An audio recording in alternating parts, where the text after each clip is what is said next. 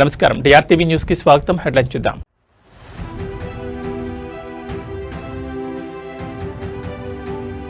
కార్యకర్తల పేదవాడి గోడు. తెలుగుదేశం ఆవిర్భావ దినోత్సవ శుభాకాంక్షలు తెలిపిన అధినేత.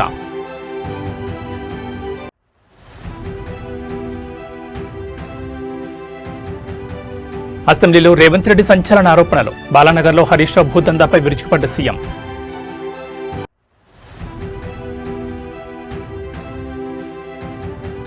బీఆర్ఎస్ ప్రభుత్వం హయాం భూకుంభకోణం జరిగింది. అసెంబ్లీలో నాయన్ రాజేందర్ రెడ్డి వర్సెస్ బీఆర్ఎస్.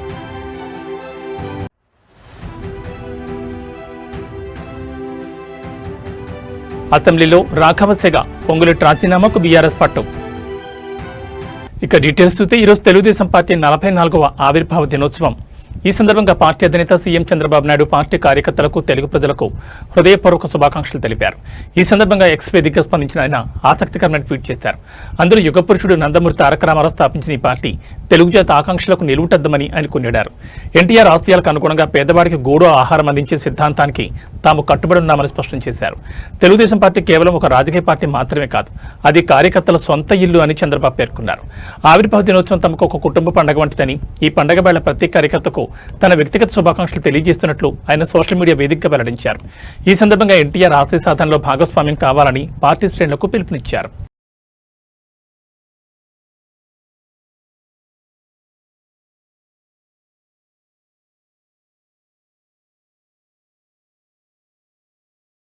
మహబూబ్ నగర్ జిల్లా బాలానగర్ మండలంలో మాజీ మంత్రి హరీష్ రావు తన కుటుంబ సభ్యులతో కలిసి 100 ఎకరాల భూమిని అక్రమంగా దక్కించుకున్నారని ముఖ్యమంత్రి రేవంత్ రెడ్డి అసెంబ్లీలో ఆరోపించారు.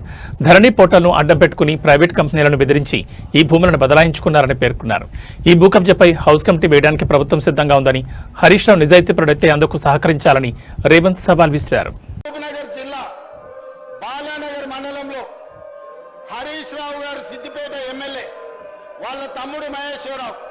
వాళ్ళ మామ హనుమంతరావు గారు, వాళ్ళ బావమర్ది సుమన్ రావు గారు ఒక ప్రైవేట్ కంపెనీని బెదిరించి 100 ఎకరాల భూమిని ధరణి నాటం పెట్టుకొని బదలాయించుకున్నారు.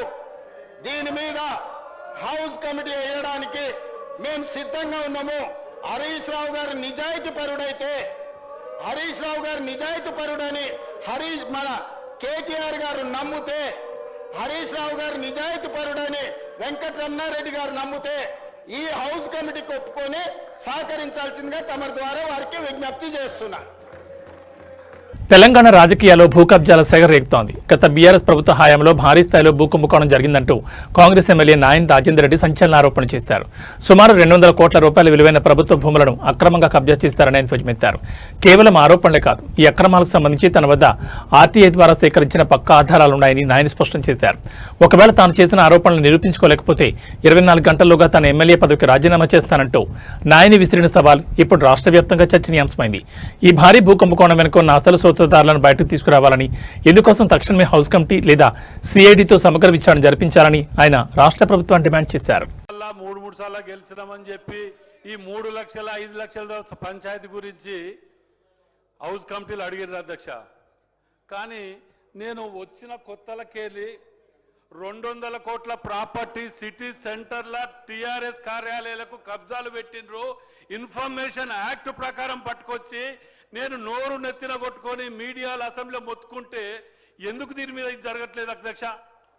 ఇవాళ వీళ్ళది కనుక ఇది నేను ప్రూవ్ చేయకపోతే అధ్యక్ష 24 గంటల్లో నా ఎమ్మెల్యే సభ్యత్వానికి రాజీనామా చేస్తా అధ్యక్ష. ఇవాళ హరీష్ రావు గారు, కేటీఆర్ గారు రాజీనామా చేస్తారా? నేను ఇప్పుడు ఖైదవు రాసిస్తా అధ్యక్ష. ఇంతగానం మొత్తుకుంటుంటే కోట్లు దించుకొని దొంగ అంటుంటే మరి కార్యకర్తలు ఏం బాధపడుతున్నారు అధ్యక్ష? ఎందుకు వాళ్ళని జైల్లో పెడతలేరు? ఇన్ని పాపాలు చేస్తే అని కాంగ్రెస్ కార్యకర్తలు నోరు కొట్టుకుంటున్నారు అధ్యక్ష. పాపం పోని కక్ష సాధింపు చర్యొద్దని ముఖ్యమంత్రి గారు అనటం వల్ల ఇవాళ ఈ దొంగల ముఠాలు దేశం ఎవరు దాడి చేస్తున్నారు అధ్యక్ష. ఇవాళ 5 లక్షలు ఎక్కడ, 200 కోట్ల ప్రాపర్టీలు ఎక్కడ అధ్యక్ష? నేను ఇప్పుడు రాజీనామా లెటర్ పంపిస్తున్నా అధ్యక్ష. వాళ్ళని పంపించమని చెప్పండి, నేను కనుక స్పీకర్ గారికే పంపిస్తాను డైరెక్ట్. ఇది ప్రూవ్ చేయకపోతే 200 కోట్ల ప్రాపర్టీ టీఆర్ఎస్ ఐఏఎస్ ఆఫీసులు కూల్ చేసి కబ్జా పెట్టుకోవాలి అధ్యక్ష. గవర్నమెంట్ హ్యాండ్ ఓవర్ చేసుకోవాలని నేను ముఖ్యమంత్రి గారిని దీని మీద కూడా హౌస్ కమిటీ వేయాలి, సిఐడి విచారణ చేయాలని చెప్పి డిమాండ్ చేస్తున్నా అధ్యక్ష. నేను గెలిచిన కాడికెళ్ళి గెలవక ముందుకెళ్ళి మొత్తుకుంటున్నా అధ్యక్ష. ఒక్కరు పట్టించుకోవట్లేదు దీని మీద. దయచేసి ముఖ్యమంత్రి గారు దీని మీద హౌస్ కమిటీ కానివ్వండి, సిఐడి విచారణ కానీ వేయండి అధ్యక్ష. ఎందుకంటే ఇది ఒక్కటే కాదు అధ్యక్ష, నేను 100 ఉన్నాయి ఇన్ఫర్మేషన్ యాక్ట్ ప్రకారమే నేను కాయిదా లేకుండా మాట్లాడట్లే. 5 లక్షల రూపాయల కాయిదాం పట్టుకొని ఒక మంత్రిని టార్గెట్ చేసి మాట్లాడుతున్నారే, మరి దీనికి ఎవరు జవాబు చెప్పాలి అధ్యక్ష? దయచేసి నా రాజీనామా లెటర్ పంపిస్తున్న అధ్యక్ష. వాళ్ళకు నిజంగా దమ్ము ధైర్యం ఉంటే పంపించమనండి, ఇది ప్రూవ్ చేసాకనే యాక్సెప్ట్ చేయండి. తెలంగాణ అసెంబ్లీలో భూముల వ్యవహారంపై చర్చ సందర్భంగా మాజీ మంత్రి కేటీఆర్ పై ఖైరతాబాద్ ఎమ్మెల్యే దానం నాగేంద్ర సంచలన ఆరోపణలు చేశారు. తన తండ్రి కష్టపడి సంపాదించిన సొంత భూమిని కేటీఆర్ అక్రమంగా ప్రైవేట్ కంపెనీ కట్టబెట్టారని ఆయన మండిపడ్డారు. గత ప్రభుత్వ హయాంలో భయం వల్ల మౌనంగా ఉన్నామని, ఈ కబ్జాపై సమగ్ర విచారణ కోసం హౌస్ కమిటీ వేయాలని దానం డిమాండ్ చేశారు. దీనికి సంబంధించిన ఆధారాలను సభ ముందు ఉంచుతానని ఆయన స్పష్టం చేశారు. సొంత భూమిని కేటీఆర్ గారు ఒక కంపెనీకి హ్యాండ్ ఓవర్ చేశాడు. నేను కావాలంటే రికార్డు మీకు ఇక్కడ సబ్మిట్ చేస్తాను. నా సొంత భూమిని కేటీఆర్ గారు ఒక కంపెనీకి ఇస్తారు అధ్యక్ష. నేను కావాలంటే నేను ఇస్తాను, రికార్డు తీసుకొచ్చి మీ ముందు పెడతాను. చెప్పుకోలేకపోయినాం అధ్యక్ష, నోరు లేక నోరు బంద్ చేసుకొని కూర్చున్నాం. మేము హైదరాబాద్లో పుట్టి పెరిగి మేము నోరు బంద్ చేసుకొని కూర్చున్నాం ధైర్యం పరిస్థితి వచ్చింది అధ్యక్ష. మేము ఎవరు చెప్పుకోవాలి మా బాధలు? ఏంటి మీరు హౌస్ కమిటీ? ఇది అందరి సభ్యుల డిమాండ్ అధ్యక్ష. మీరు డిమాండ్ మేము కూడా డిమాండ్ చేస్తున్నాం. చీఫ్ మినిస్టర్ గారు దాని మీద మేము కూడా డిమాండ్ చేస్తున్నాం. ఏంటి మీరు హౌస్ కమిటీ? మేము ఎంత నష్టమైనా మాకు తెలుసు అధ్యక్ష. మా కుటుంబ సభ్యులది ప్రాపర్టీ, హార్డ్ ఎర్నింగ్ మనీ, మా ఫాదర్ కష్టపడి సంపాదించిన ప్రాపర్టీ పోయింది మాది. పాలకుర్తి ఎమ్మెల్యే ఎస్ఎస్ రెడ్డి అసెంబ్లీలో బీఆర్ఎస్ సభ్యుల ప్రవర్తనపై తీవ్ర అసహనం వ్యక్తం చేశారు. సభలో కొత్త సభ్యులకు ఎలాంటి సంస్కృతిని నేర్పిస్తున్నారని ప్రశ్నించారు. బీఆర్ఎస్ సభ్యుల అనుచిత ప్రవర్తన వల్ల సభా సమయం వృధా అవుతోందని మండిపడ్డారు. తండ్రి సమానులైన సీనియర్ నేత కడియం శ్రీహరిని అవమానించిన పాడి కౌశిక్ రెడ్డిని వెంటనే సస్పెండ్ చేయాలని డిమాండ్ చేశారు. సభను నిబంధనల ప్రకారం ఆర్డర్లు పెట్టాలని ఆమె స్పీకర్కు విజ్ఞప్తి చేశారు.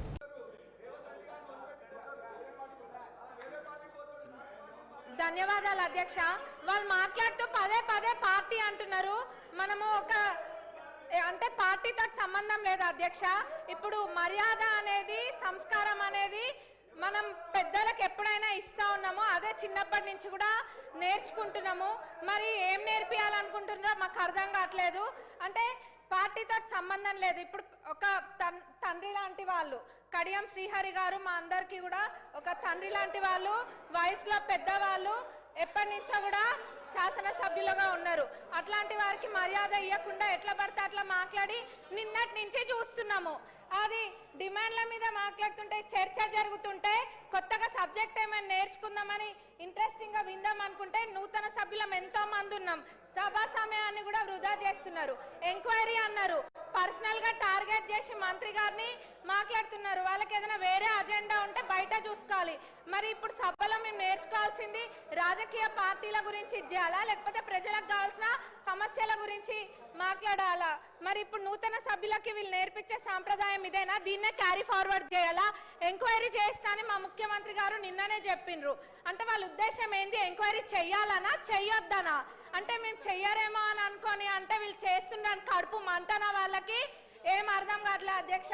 మరి వాళ్ళకి ఉద్దేశం ఏందన్నది అందరికి ప్రజలు అందరు చూస్తుండ్రు, అందరికి కూడా అర్థమవుతుంది. గత 10 సంవత్సరాలలో ఏమేమైతే జరిగినాయో వాటిపైన కూడా ఎంక్వైరీ చేయాలి. ఎందుకంటే ప్రజల సొమ్మును లూటీ చేసింది ఎవరు అన్నది అందరికి తెలియాలి. ప్రజలందరూ కూడా కోరుకుంటున్నారు. మరి దౌర్జన్య పాలన వాళ్ళదైతే ప్రజాపాలన ఈ ప్రభుత్వం చేస్తుంది. అంత ఫెయిర్గా నిన్న మా ముఖ్యమంత్రి గారు చెప్పిండ్రు ఎంక్వైరీ చేస్తా అని. మరి ఎందుకు ఇట్లా సమయం వృధా చేస్తుండ్రు?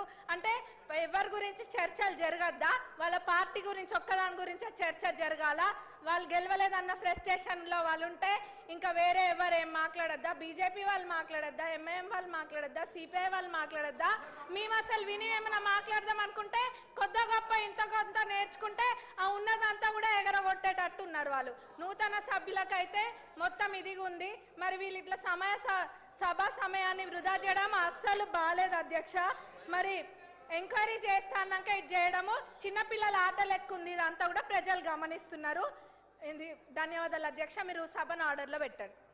ఇవాళ ఉదయం తెలంగాణ అసెంబ్లీ ప్రారంభంగా కొద్దిసేపటికే సభలో గందరగోళం నెలకొంది.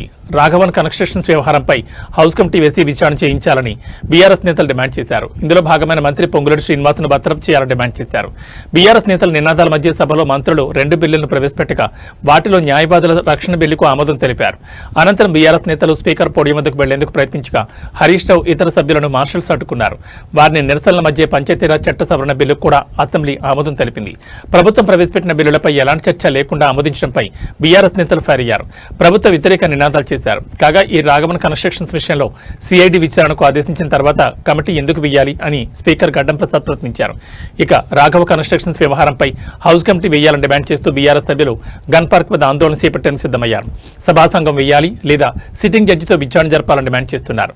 గన్ పార్క్ వద్ద బీఆర్ఎస్ వర్కింగ్ ప్రెసిడెంట్ కేటీఆర్ మీడియాతో మాట్లాడుతూ రాఘవ కన్స్ట్రక్షన్ తప్పు చేయకపోతే విచారణకు భయమెందుకని ప్రశ్నించారు. మంత్రి పొంగులేటి అవినీతి సంపాదనలో సీఎం కూడా భాగం ఉందని, అందుకే ఆ సంస్థపై ఎలాంటి చర్యలు తీసుకోవడం లేదని విమర్శించారు. మంత్రి పొంగులేటి శ్రీనివాస్ను బర్తరఫ్ చేయాలని గవర్నర్ను కలిసి విన్నవిస్తామని తెలిపారు.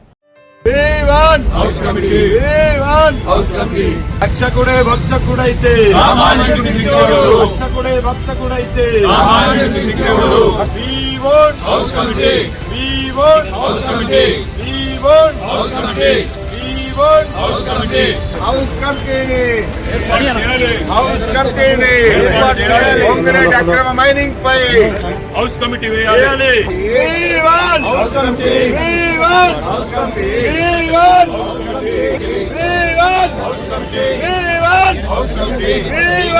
మంత్రిని వెంటనే బర్తరఫ్ చేయాలి.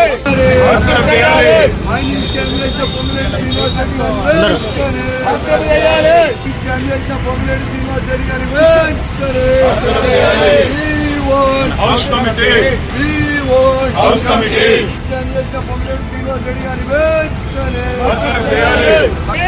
House committee house committee house committee house committee సామాన్యుడికి దిక్కెవరు? సామాన్యుడికి దిక్కెవరు? సామాన్యుడికి దిక్కెవరు? సామాన్యుడికి దిక్కెవరు?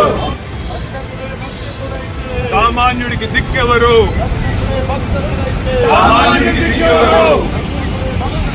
సామాన్యుడికి దిక్కెవరు? సామాన్యుడికి దిక్కెవరు? సామాన్యుడికి దిక్కెవరు? ఏర్పాటు చేయాలి. గులాబీ పార్టీలో ముసలం పుట్టిందా? కేటీఆర్ నాయకత్వాన్ని సొంత పార్టీ ఎమ్మెల్యేలే ధిక్కరిస్తున్నారా అంటే అవునని అంటున్నారు తుంగతుర్తి కాంగ్రెస్ ఎమ్మెల్యే మందుల Samel. BRS working president KTR కు భవిష్యత్తులో తన బావ హరీష్ రావు నుంచి రాజకీయ గండం పొంచి ఉందంటూ ఆయన చేసిన వ్యాఖ్యలు ఇప్పుడు రాజకీయ వర్గాల్లో పెనుదుమారం రేపుతున్నాయి. అసెంబ్లీలో ఎమ్మెల్యే మందుల సామేల్ మాట్లాడుతూ బీఆర్ఎస్ పార్టీలో ఇప్పుడు కేటీఆర్ పట్టుకోల్పోయారని విమర్శించారు. ముఖ్యంగా పార్టీ ఎమ్మెల్యేలు ఎవరూ కూడా కేటీఆర్ మాట వినే పరిస్థితిలో లేరని, వారంతా హరీష్ రావు వైపే మొగ్గు చూపుతున్నారని సామేల్ బాంబు పేల్చారు. గత 10 ఏళ్లుగా పార్టీ నడిపించిన కేటీఆర్ కు ఇప్పుడు హరీష్ రావు రూపంలో ఒక పెద్ద రాజకీయ ప్రమాదం పొంచి ఉందని ఆయన హెచ్చరించారు. బీఆర్ఎస్ అధినేత కేసీఆర్ మౌనంగా ఉండడం, మరోవైపు హరీష్ రావు దూకుడు పెంచడం వెనుక పెద్ద వ్యూహమే ఉందని, ఇది చివరికి కేటీఆర్ రాజకీయ భవిష్యత్తును దెబ్బతీస్తుందని సామేల్ విశ్లేషించారు. పార్టీ పగ్గాల కోసం లోపల జరుగుతున్న ఈ యుద్ధం త్వరలోనే బహిర్గతమవుతుందని ఆయన ధీమా వ్యక్తం చేశారు. కేటీఆర్ గారు, మీకు హరీష్ రావుతో పొలిటికల్ ప్రమాదం గుర్తుపెట్టుకోరు.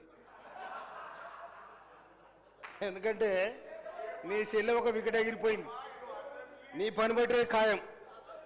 ఎందుకంటే మీరు పోటీపడి దోసుకున్న రాష్ట్రాన్ని.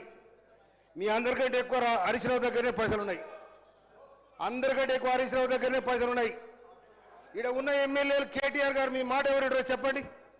ఆడ ఉన్న ఎమ్మెల్యేలు ఎవరెవరు మీ మాట వింటారో చెప్పండి. హరీష్ రావు మాట వింటారు. రేపు నేను ముంచేది ఖాయం, గుర్తుపెట్టుకోండి. ఎందుకంటే 2001 నుంచి చూస్తున్నాను. చెప్తాయినా మీరు గౌరవ కడేసియర్ గారి మీద ఇట్లా కత్తులు కూడా కోలాడు ఆడుతాం బిడ్డ. ఖబర్దార్. ఏమనుకుంటున్నావు? మా పరికత్తులు లేసేనుకో నీ గడికి ఏమైనా కడతామని చెప్తామని చెప్తున్నా. ఎవరు బెదిరిస్తున్నావు? అందుకోసమనే దళితులంటే గిరిజనులంటే లెక్కలేని తన మీద మీరుంటే మీ గడిలో దొర్రే రోజు కూడా వస్తారు కూడా తెలుస్తారు. నేను అందుకోసమనే ఇమ్మీడియట్లీ అధ్యక్ష వాళ్ళు కడియం సిఆర్ గారికి బేజప్తా క్షమాపణ చెప్పాలని డిమాండ్ చేస్తా ఉన్నా నేను.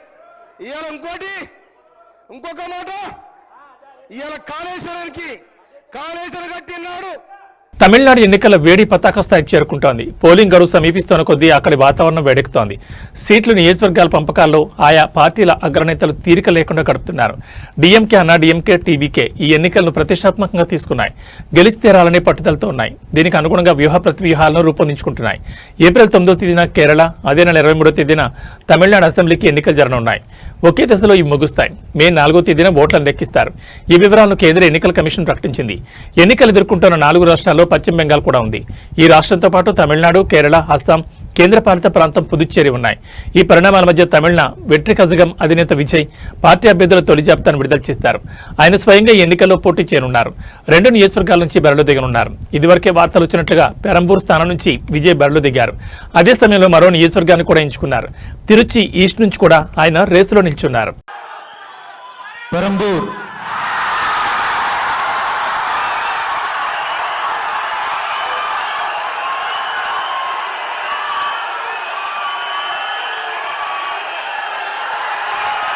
సి జోసెఫ్ విజయ్,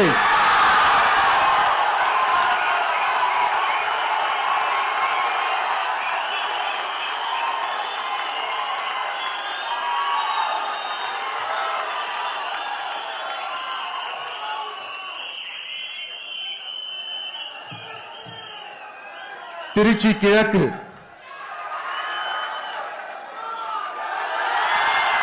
సి జోసెఫ్ విజయ్,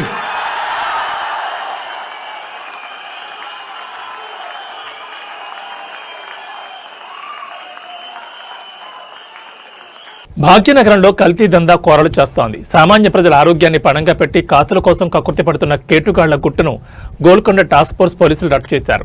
తాజాగా గోషమహల్ పరిధిలో జరిగిన దాడుల్లో విస్తుపోయే నిజాలు వెలుగులోకి వచ్చాయి.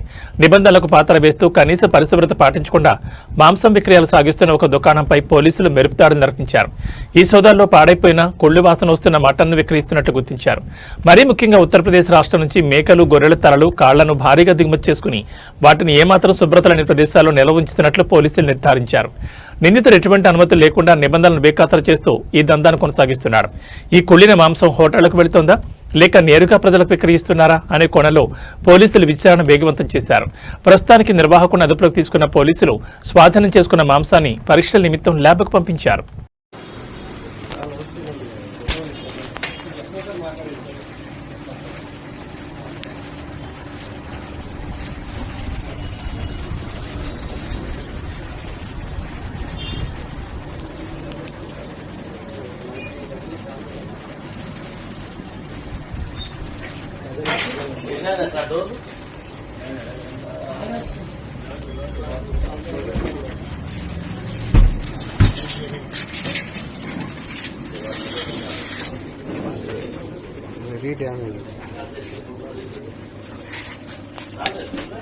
ప్రపంచం భయపడినట్టే జరుగుతోంది. 3వ ప్రపంచ యుద్ధానికి గల్ఫ్ దేశాలు వేదికయ్యాయా? ఇరాన్ తన అత్యంత భీకరమైన సైనిక చర్యకు తెరలేపింది. ఆపరేషన్ ట్రూ ప్రామిస్ 4 పేరిట ఇరాన్ క్షిపణులు నిప్పులు చెరుగుతున్నాయి. అగ్రరాజు అమెరికాకు కోలుకోలేని దెబ్బ తగిలింది. గల్ఫ్ అంతటా అలారం శబ్దాలు మారుమోగుతున్నాయి. వ్యూహాత్మక లక్ష్యమే టార్గెట్ గా కువైట్ మరియు దుబాయ్ పోర్టులపై ఇరాన్ క్షిపణి దాడులు చేసింది. కేవలం క్షిపణులే కాదు, దుబాయ్లోని అమెరికా డ్రోన్ యూనిట్లపై ఇరాన్ ఆత్మాహుతి డ్రోన్లతో విరుచుకుపడింది. ఈ దాడుల్లో అమెరికాకు చెందిన డ్రోన్ కంట్రోల్ సెంటర్లు పూర్తిగా ధ్వంసమయ్యాయి. సమాచారం ప్రకారం ఈ ఆపరేషన్లో పలువురు అమెరికా సైనికులు ప్రాణాలు కోల్పోయారు. అంతేకాదు, యుద్ధ చరిత్రలో మునిపెన్నడూ లేని విధంగా అమెరికా నౌకాదళానికి భారీ నష్టం వాటిల్లింది. ఇరాన్ ప్రయోగించిన అధునాతన క్రూయిజ్ క్షిపణుల దాటికి సముద్రంలో ఉన్న 3 అమెరికా యుద్ధ నౌకలు జలసమాధయ్యాయి. 3 భారీ నౌకలు సముద్రంలో మునిగిపోవడంతో అమెరికా రక్షణ శాఖ ఒక్కసారిగా షాకు గురైంది.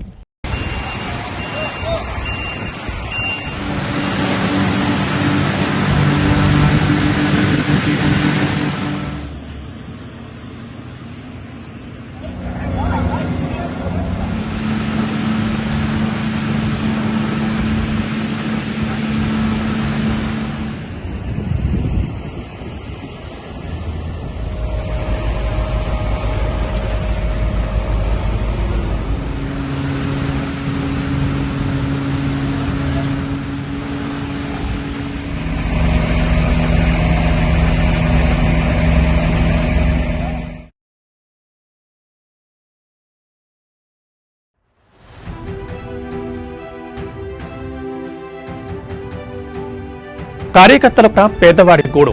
తెలుగుదేశం ఆవిర్భావ దినోత్సవ శుభాకాంక్షలు తెలిపిన అధినేత.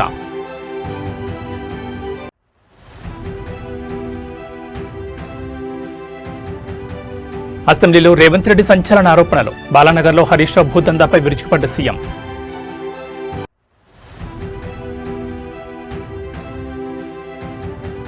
బీఆర్ఎస్ ప్రభుత్వం హయాం భూకుంభకోణం జరిగింది. అసెంబ్లీలో Nayan Rajender Reddy versus BRS.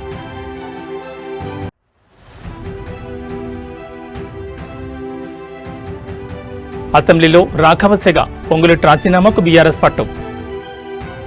AB bulletin విశేషాలు. మరో బులెటిన్లో మళ్ళీ కలుసుకుందాం. నమస్కారం.